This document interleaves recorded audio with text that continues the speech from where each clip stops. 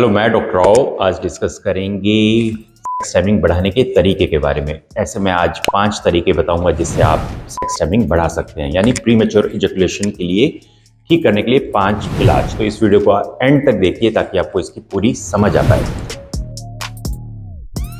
तो सबसे पहले हम एक बात करेंगे जो कि बहुत सिंपल है, आप अपने घर में कर सकते हैं, और वो है कि आप कोकोनट ऑयल में ऑलिव ऑयल मिक्स करके पिना मसाज करें। क्या फायदा होगा? कोकोनट ऑयल से जब आप मसाज करते हैं तो ये कोकोनट ऑयल बहुत पतला होता है एज कंपेयर टू सरसों का तेल या कोई भी मस्टर्ड ऑयल वगैरह। तो ये अंदर तक इसकी जो मॉलिक्यूल्स हैं वो अंदर तक भी पेनिट्रेट कर पाते हैं और ये ब्लड सर्कुलेशन इंप्रूव करने में बहुत मदद करता है। इसमें अगर आप 10 चम्मच कोकोनट ऑयल में 1 चम्मच ऑलिव ऑयल मिलाएं और फिर उससे मसाज करें तो ऑलिव ऑयल क्या करता है कि बेसिकली ये टाइमिंग बढ़ाने के काम आता है। खास तौर पे इसको ग्लैंड्स पे मसाज करें तो उसकी सेंसिटिविटी धीरे धीरे कम हो जाती है और आप इसको करेंगे तो आपकी टाइमिंग बढ़ जाएगी। ये इलाज उन लोगों में काम करता है जिनको ये बहुत सीवियर प्रॉब्लम नहीं है, यानी नॉर्मल लोग हैं, और वो इसको करेंगे तो उनकी टाइमिंग में इंक्रीज होगा, वहाँ की सेंसिटिविटी कम हो जाएगी। ये एक बहुत सिंपल इलाज है जो हर कोई अपने घर पे कर सकता है। सर्कुलेशन भी बढ़ेगी, यानी ईडी में भी हेल्प करेगा और पीएमई में भी हेल्प करेगा।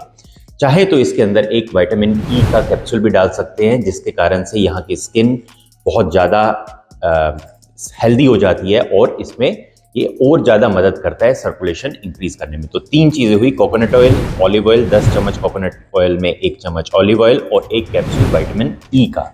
इन तीनों से आप मसाज करें तो ये आपकी हेल्प करेगा।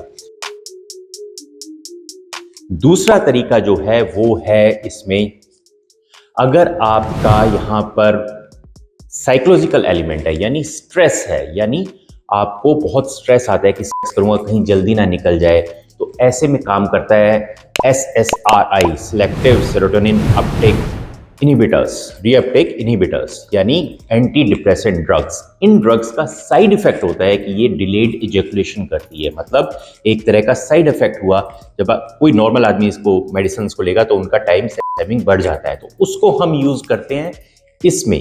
इसको हम एंटी डिप्रेशन पेशेंट को देते हैं तो उनका 2 फायदा करता है। उनका स्ट्रेस लेवल कम करता है, ओवर थिंकिंग कम करता है, उनको सेक्स लगने से डर खत्म हो जाता है, और दूसरा उनकी डिलेड इजैकुलेशन हो जाती है। तो जिनको साइकोलॉजिकल लेवल पे ये फर्क पड़ता है उनको ऐसी मेडिसिन प्रिस्क्राइब की जाती है। तीसरा तरीका है जिनके लोगों का पेनिस का जो ऊपर ग्लैंड है वो बहुत ज्यादा सेंसिटिव होता है, तो उनमें दिए जाते हैं, हमने बहुत बार बताया, hyaluronic acid fillers. Basically fillers क्या करते हैं, इनके अंदर हाइलुरोनिक एसिड होता है। ये यूज किए जाते थे फेस पे जिनके रिंकल्स होते हैं, यहाँ पे नेजोलेबियल फोल्ड है या कहीं गड्ढे होते हैं, तो उसमें ये दिया जाता है। तो ये एक तरह के स्किन के नीचे एक लेयर बना देता है और उन गड्ढों को भर देता है।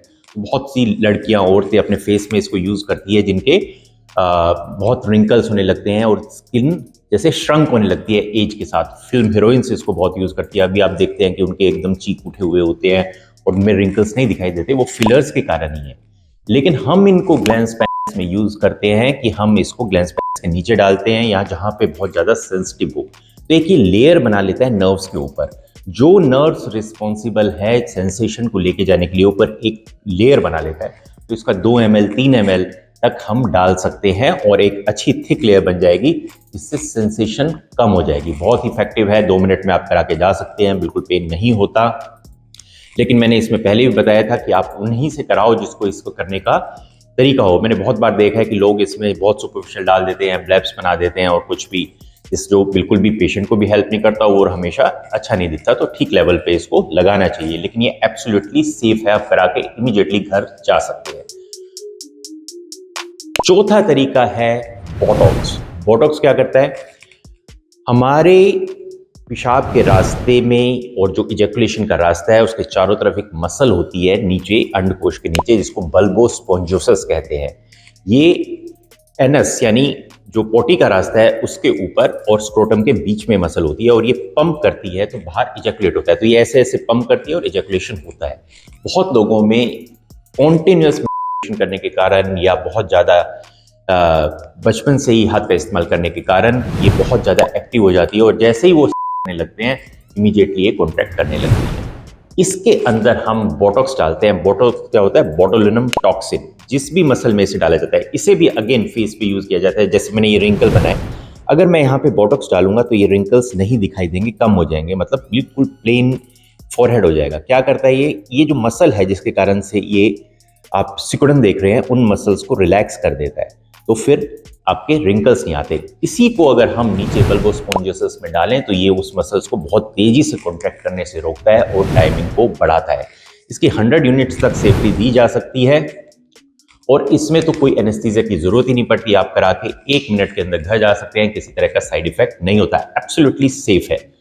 और last but not the least, आप चाहे सोच रहे होंगे कि मैंने इसमें सर्कमसीजन का नाम नहीं लिया। सर्कमसीजन सिर्फ उन लोगों में हेल्प करेगी, या फ्रेनुलोप्लास्टी जिनको फिमोसिस है। फिमोसिस समझ लीजिए, बहुत से लोग मेरे पास आते हैं, कहते हैं जी हमें फिमोसिस है। फिमोसिस तब है जब स्किन पीछे ना जाए और पीछे जाने के बाद वो बहुत टाइट महसूस हो, वही फिमोसिस है। अदरवाइज फिमोसिस नहीं होता। अगर आपकी स्किन पीछे जाती है तो आपको सर्कमसिजन हेल्प नहीं करेगी। सिमिलरली फ्रेनुलोप्लास्टी भी जो है वो तभी हेल्प करेगी जब बहुत ज्यादा टाइट फ्रेनुलम हो, तब उसको निकालने से हेल्प हो सकती है।